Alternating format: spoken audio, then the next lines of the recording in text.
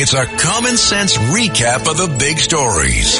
It's Katz and Cosby on 77 WABC.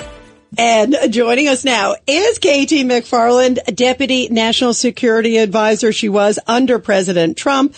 KT, first of all, this is really scary. It was like a few hours before President Biden speaks last night, and Chinese and Russian military warplanes are intercepted by NORAD. First time they teamed together in the skies right off the coast of Alaska. What does that say to you? Well, what it says is that all the bad guys are making a move now because they see an extraordinary window of opportunity that they didn't even think they would have. But with the weakness out of the Biden administration, which is always weak from the very beginning, but now because of the confusion and who's the candidate and who's the president and who's not going to be it's chaos at the White House. And so our adversaries know that this is when they could make a move because Washington will be too distracted, too divided.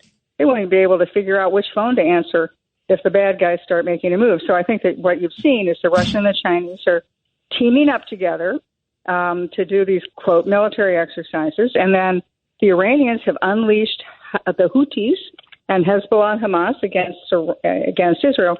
And even in the last 2 weeks, Iran has let it be known that they're just a few weeks away from nuclear weapons, and it was confirmed by the American Secretary of State.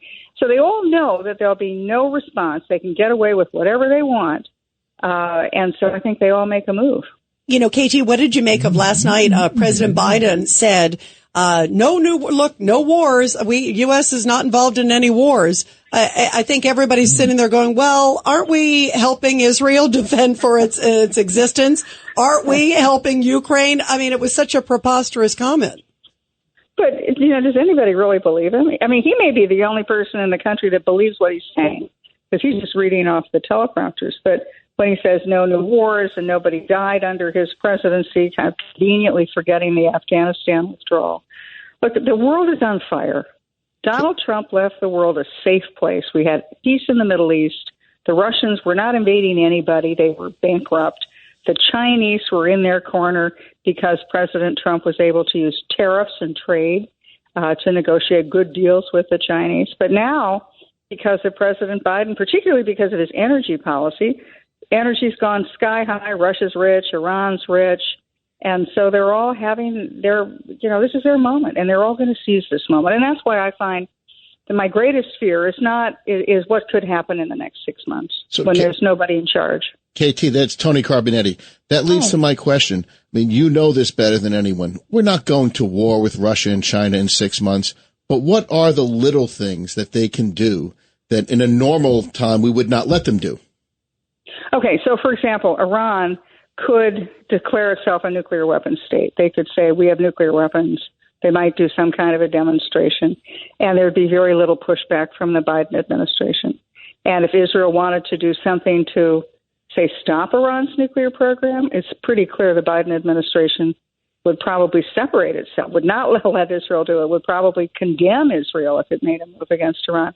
So if you're Iran, you're looking at this window of opportunity. Mm-hmm. You could declare you're a nuclear weapons state because you don't want to have to deal with Donald Trump. You want to have this be a fait accompli so that if Trump comes in January, it's already happened.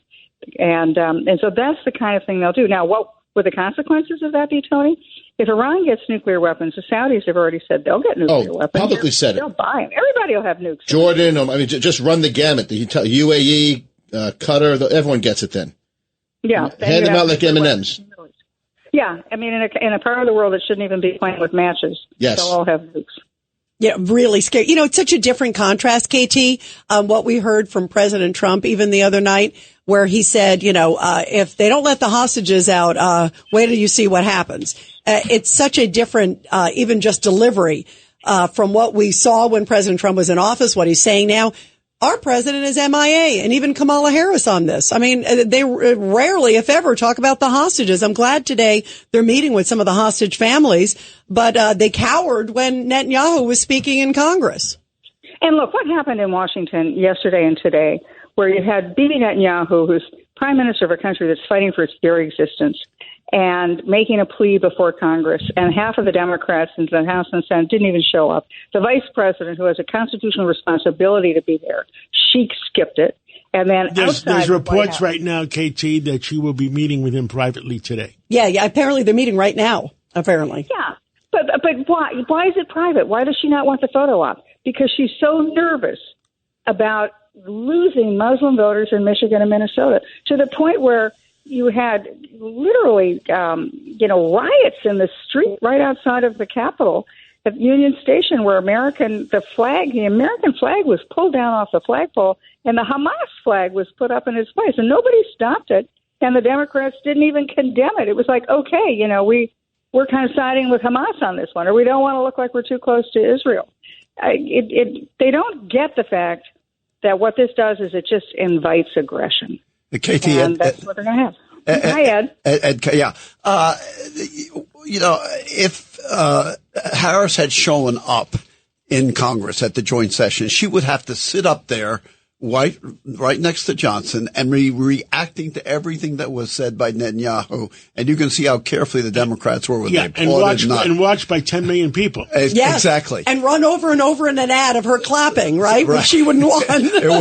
That's why she dodged it. But she can do a private meeting now, and they release whatever she wants to release and control it. She couldn't control it if she was sitting in that seat. Yes.